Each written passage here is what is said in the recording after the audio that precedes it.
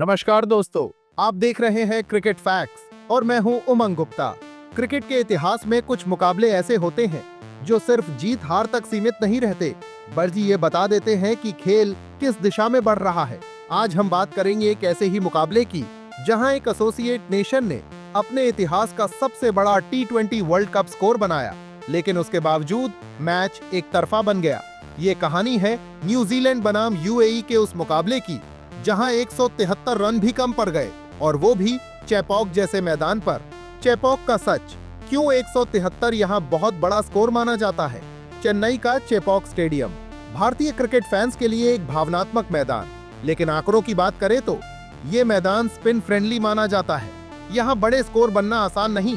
T20 में 160 run ज्यादा score भी अक्सर मैच विनिंग होते हैं। इस मैदान पर बॉल रुककर आती है, बड़े शॉट्स मारना रिस्की होता है, चेस करना और भी मुश्किल।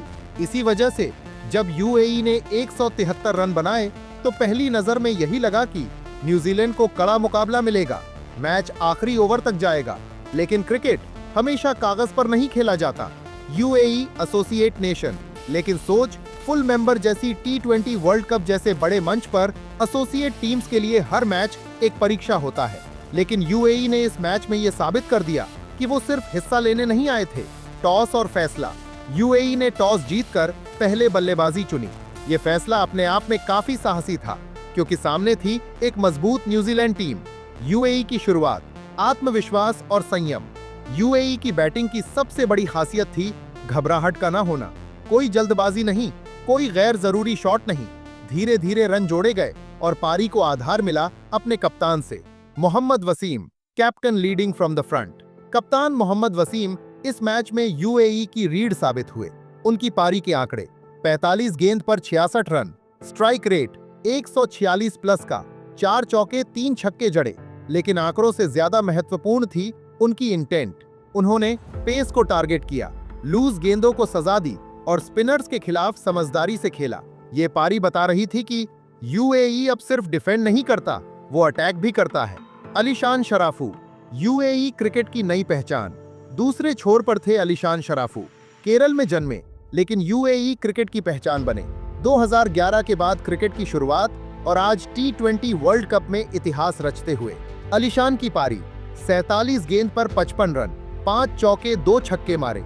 उनकी बल्लेबाजी में फ्लो था, टाइमिंग थी और सबसे जरूरी क्लास थी।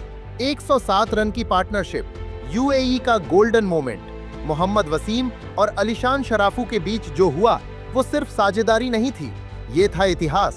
107 रन की पार्टनरशिप, किसी एसोसिएट नेशन की किसी फुल मेंबर नेशन के खिलाफ पहली 100 से ज्यादा रनों साझेदारी। इससे पहले हाईएस्ट 98 रन मोहम्मद नबी और समीउल्लाह शिनवारी ने जिम्बाब्वे के खिलाफ 2016 में बनाया था। यानी दोस्तों, यूएई ने यहाँ वर्ल्ड कप हिस्ट्री बदल दी। इस पार्टनरशिप का महत्व, भले ही मैच का नतीजा यूएई के पक्ष में नहीं गया, लेकिन इस साझेदारी ने एसोसिएट टीम्स को आत्मविश्वास दिया। ये साबित किया कि गैप कम हो रहा है और क्रिकेट अब सिर्फ 8 से 10 टीमों का खेल नहीं रहा। मिडिल ओवर्स में यूएई का कंट्रोल, पावर प्ले के बाद भी यूएई ने रन गति गिरने नहीं दी। सिंगल्स डबल्स लगातार आते रहे, रिस्की शॉट से बचाव, लेकिन प्रेशर भी नहीं छोड़ा।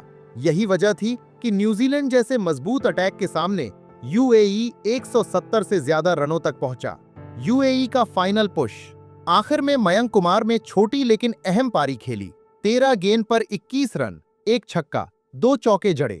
इस फिनिशिंग टच के साथ यूएई का फाइनल स्कोर 173 पर 5 से 20 ओवर्स, रन रेट 8.6 का। चेपॉक पर यह स्कोर बहुत बड़ा था।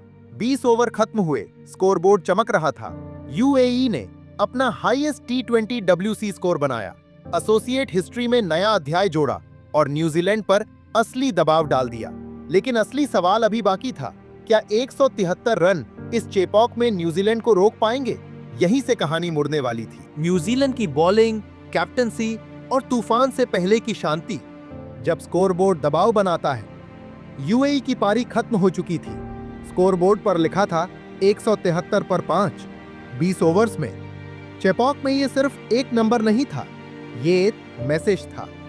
न्यूजीलैंड डगआउट में बैठे खिलाड़ी जानते थे कि ये आसान चेस नहीं है, ये रन रेट नहीं, धैर्य की परीक्षा है और एक विकेट भी मोमेंटम बदल सकता है। लेकिन इसी मोड़ पर न्यूजीलैंड की सबसे बड़ी ताकत सामने आती है, काम mindset plus clear planning. Mitchell Santner, कप्तानी जो दिखती नहीं असर करती है।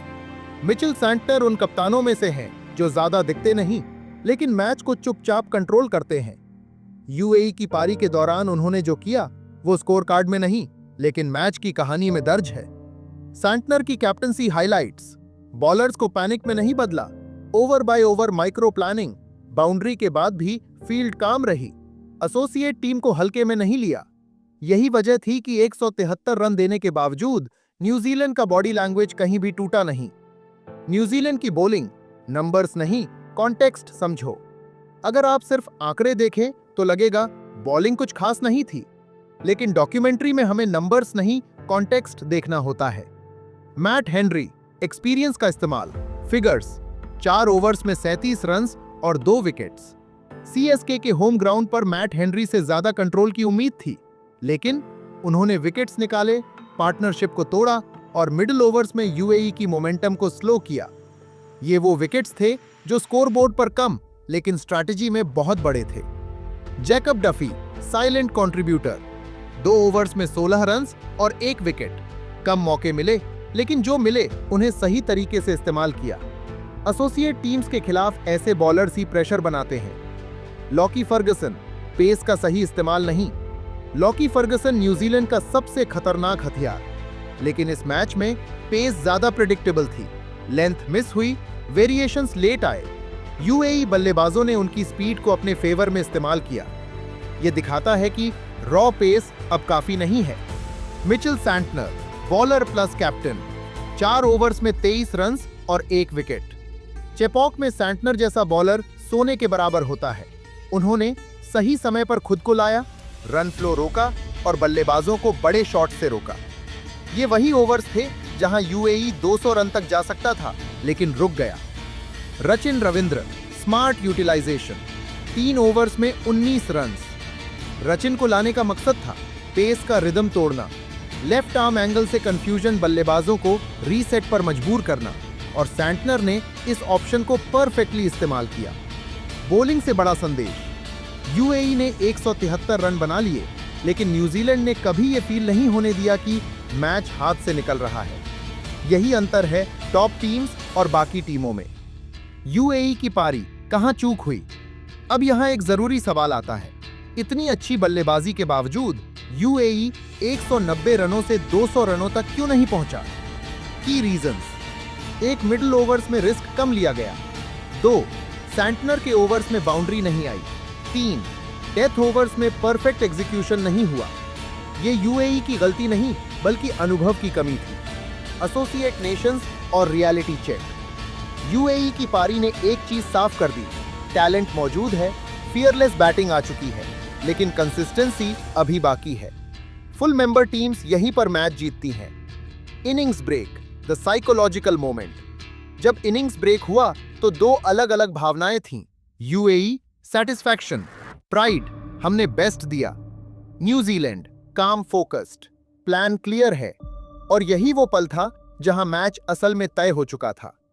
न्यूजीलैंड का चेस प्लान, अगर हम डॉक्यूमेंट्री पर्सपेक्टिव से देखें तो न्यूजीलैंड का प्लान सिंपल था, पावर प्ले में विकेट्स नहीं गंवाने, स्पिन को टारगेट नहीं रिस्पेक्ट देना, पेस को बाउंड्रीज में बदलना, रन रेट को प्रेशर ना बनने देना। और इस प्लान के 2 सबसे अहम हिस्से थे, Tim Seifert, Finn Allen. Storm is coming, लेकिन यूएई को अंदाजा नहीं था 173 रनों का टारगेट, चेपॉक की पिच और सामने न्यूजीलैंड। फिर भी यूएई को लग रहा था 1-2 विकेट गिर जाएं तो मैच पलट सकता है, लेकिन उन्हें यह नहीं पता था कि जो ओपनर्स उतरने वाले हैं उनका माइंडसेट था मैच नहीं स्टेटमेंट बनाना है। इस पॉइंट तक यूएई ने इतिहास बनाया, न्यूजीलैंड ने कंट्रोल दिखाया। पिच स्लो थी, स्कोर कॉम्पिटिटिव था, लेकिन अब बारी थी उस फेज की जहां रिकॉर्ड सिर्फ टूटते नहीं रौंदे जाते हैं। Chess begins. जब न्यूजीलैंड ने लक्ष्य नहीं इरादे चेस किए, 173 रन, लेकिन न्यूजीलैंड के ड्रेसिंग रूम में सन्नाटा क्यों नहीं था? इनिंग्स ब्रेक खत्म हुआ, ड्रेसिंग रूम से 2 खिलाड़ी बाहर आते हैं, टिम साइफर्ट, फिन एलन। चेहरे पर ना घबराहट न जल्दबाजी। ऐसा लग रहा था जैसे ये दोनों 173 रन नहीं, नेट प्रैक्टिस खेलने जा रहे हों। और यहीं से यूएई के लिए सब कुछ बदलने वाला था। पावर प्ले की सोच, विकेट बचाओ, रन अपने आप आएंगे। न्यूजीलैंड का प्लान क्लियर था। फर्स्ट 2 ओवर्स पिच रीड करो, बॉलर्स को फील दो, बाउंड्रीज फोर्स मत करो। लेकिन T20 में जब गेंद अच्छी मिले तो उसे छोड़ा भी नहीं जाता। पहला झटका, टिम साइफर्ट का इरादा तीसरे ओवर में। साइफर्ट ने सिग्नल दे दिया, अगर गेंद यहां आई तो हम छोड़ने वाले नहीं हैं। Short length, pull, full length, straight drive, pace on, boundary. ये आक्रामकता नहीं, ये कैलकुलेटेड इंटेंट था। फिन एलन, शांत लेकिन जानलेवा। दूसरी तरफ फिन एलन थे, वो बल्लेबाज जो स्कोरबोर्ड नहीं देखता, वो बॉलर की आंख देखता है। एक ओवर में सिर्फ सिंगल्स, अगले ओवर में 2 बाउंड्रीज। यूएई को समझ ही नहीं आया कि प्रेशर किस तरफ है। पावर प्ले खत्म, स्कोरबोर्ड शॉक। 6 ओवर्स के बाद एनजेड 62 पर 0। चेपॉक में 173 के चेस में बिना विकेट गवाए 62। यहीं से यूएई की फील्डिंग और बॉडी लैंग्वेज बदलने लगी। स्पिन ट्रैप नहीं, स्पिन रिस्पेक्ट। यूएई ने जल्दी स्पिन इंट्रोड्यूस किया, सोचा चेपॉक है, यही मैच पलटेगा। लेकिन साइफर्ट और एलन ने स्वीप कम खेले, फीट यूज किए, सिंगल से स्ट्राइक रोटेट की। स्पिन को टारगेट नहीं, न्यूट्रलाइज किया गया। मिडिल ओवर्स, जहां मैच आमतौर पर फंसता है, 7वां ओवर से 12वां ओवर। यही वो फेज होता है जहां चेजिंग टीम गलती करती है, लेकिन यहां रन रेट कंट्रोल में बाउंड्रीज गैप से रिस्क मिनिमम। फिन एलन की बैटिंग यहां टेक्स्ट बुक बन गई। Tim Seifert, gear change. 10वें ओवर के बाद साइफर्ट ने गियर्स बदले। 1 ओवर में कवर के ऊपर से चौका, फाइन लेग पर फ्लिक, फिर मिड विकेट के ऊपर छक्का। यूएई बॉलर्स को समझ ही नहीं आया, यॉर्कर डालें या लेंथ। हाफ वे मार्क, दबाव अब किस पर। 10 ओवर्स के बाद एनजेड 95 रनों पर 0, रिक्वायर्ड 78 फ्रॉम 60 बॉल्स। यहीं पर चेज ऑफिशियली न्यूजीलैंड के हाथ में चला गया। फिन एलन का मोमेंट, अब बारी थी फिन एलन की। 1 ओवर में 14 रन, अगला ओवर 16। उनके शॉट्स में पावर थी, लेकिन बैलेंस भी। ये स्लॉगिंग नहीं थी, ये कंट्रोल डिस्ट्रक्शन था। यूएई की सबसे बड़ी गलती, यूएई को लग रहा था बस 1 विकेट गिर जाए, लेकिन वो भूल गए ये T20 है, टेस्ट नहीं। फील्ड स्प्रेड हो गई, बॉलर्स डिफेंसिव हो गए, वेरिएशंस लेट आए, और यही मैच लूजिंग मोमेंट था। साइफर्ट, हाफ सेंचुरी नहीं, मैसेज। टिम साइफर्ट ने 50 रन पूरे किए, लेकिन सेलिब्रेट नहीं किया। क्यों? क्योंकि उनका टारगेट था मैच खत्म करना। ये बॉडी लैंग्वेज एसोसिएट टीम्स के लिए सबसे डरावनी होती है। फिन एलन भी हाफ सेंचुरी क्लब में कुछ ही ओवर बाद। फिन एलन भी 50 रन पार कर गए। दोनों openers not out, fully set, no pressure. Scoreboard अब डराने लगा। 12 ओवर्स के बाद एनजेड 128 पर 0, रिक्वायर्ड 46 फ्रॉम 48 बॉल्स। अब सवाल ये नहीं था क्या न्यूजीलैंड जीतेगा, सवाल ये था कितनी जल्दी। साइफर्ट का पीक फेज। साइफर्ट ने आखिरी 10 गेंदों में 3 चौके, 1 छक्का मारा। Short ball, punish, full ball, drive. UAE bowlers की लेंथ कंट्रोल पूरी तरह खत्म हो चुकी थी। इस पॉइंट तक दोनों ओपनर्स 80 से ज्यादा रन पर कोई विकेट नहीं। टारगेट बस औपचारिकता, लेकिन अभी भी रिकॉर्ड्स पूरी तरह टूटे नहीं थे। इतिहास लिखा जाना बाकी था। रिकॉर्ड्स, क्लीन स्वीप और न्यूजीलैंड का फाइनल स्टेटमेंट। अब सवाल जीत का नहीं, इतिहास का था। मैच अब उस मोड़ पर था जहां स्कोरबोर्ड सिर्फ नंबर नहीं दिखाता, वो टीमों की हैसियत दिखाता है। टिम साइफर्ट और फिन एलन दोनों सेट थे, दोनों कॉन्फिडेंट थे, और दोनों के दिमाग में एक ही बात थी, मैच को जल्दी खत्म करो और मैसेज साफ रखो। यूएई के लिए अब हर ओवर सिर्फ एक कोशिश थी। यूएई की आखिरी उम्मीद, लेकिन बहुत देर हो चुकी थी। यूएई बॉलर्स अब डिफेंसिव लाइंस डाल रहे थे, यॉर्कर्स की कोशिश कर रहे थे, फील्ड पूरी स्प्रेड थी। लेकिन T20 में जब बल्लेबाज रिदम में आ जाए तो ये सारी चीजें बस फॉर्मेलिटीज बन जाती हैं। फिन एलन, जब पावर और टाइमिंग मिल जाए। फिन एलन की बैटिंग इस फेज में एक लेसन थी। जरूरत से ज्यादा ताकत नहीं, perfect bat swing, gap awareness. एक लेंथ बॉल आई, सीधा साइड स्क्रीन के ऊपर। कमेंट्री बॉक्स में एक ही reaction, this is domination. Tim Seifert, match finisher mode. दूसरी तरफ टिम सीफर्ड पूरी तरह फिनिश करने के मूड में थे। उनके शॉट्स में कोई फियर नहीं, कोई कैलकुलेशन नहीं, सिर्फ एग्जीक्यूशन। एक शॉर्ट बॉल, पुल, बाउंड्री, एक फुल टॉस, कवर के ऊपर से 4। यूएई बॉलर्स अब बस डिलीवरी डाल रहे थे। प्लान कहीं पीछे छूट चुका था। Moment of truth, scoreboard freezes, history. 15वां ओवर खत्म होते होते टारगेट लगभग खत्म। दोनों ओपनर्स 80 प्लस रन, कोई विकेट नहीं, और फिर वो गेंद आई जिसने मैच खत्म किया। Statement complete. न्यूजीलैंड 175 पर 0 over, 15.2 wickets lost, 0 balls remaining, 28 Chepauk, spin की पिच, 173 का टारगेट, और जवाब 10 विकेट से जीत। ये जीत नहीं थी, ये ह्यूमिलिएशन भी नहीं थी, ये था क्लास डिफरेंस। टिम सीफर्ड, नंबर्स जो डर पैदा करें। 42 गेंदों पर 89 रन, 12 चौके, 3 छक्के, स्ट्राइक रेट 211 प्लस। ये पारी बताती है फॉर्म टेम्पररी नहीं, माइंडसेट परमानेंट होता है। पहले मैच में 60 प्लस, अब फिर 50 प्लस। टिम सीफर्ड शो पूरे वर्ल्ड कप में चल रहा है। फिन एलन, साइलेंट किलर, 50 गेंदों पर 84 रन, बैलेंस्ड एग्रेशन, कोई रेकलेस शॉट नहीं।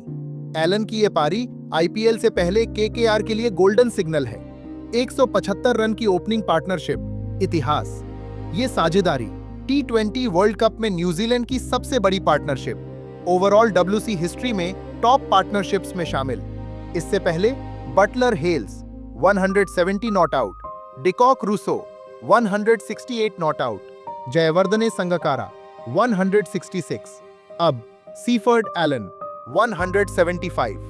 सिक्सेस रिकॉर्ड, न्यूजीलैंड का future core Martin Guptill 173 sixes, Colin Munro 107, Glenn Phillips 101, Finn Allen 100 plus, Tim Seifert 100 plus.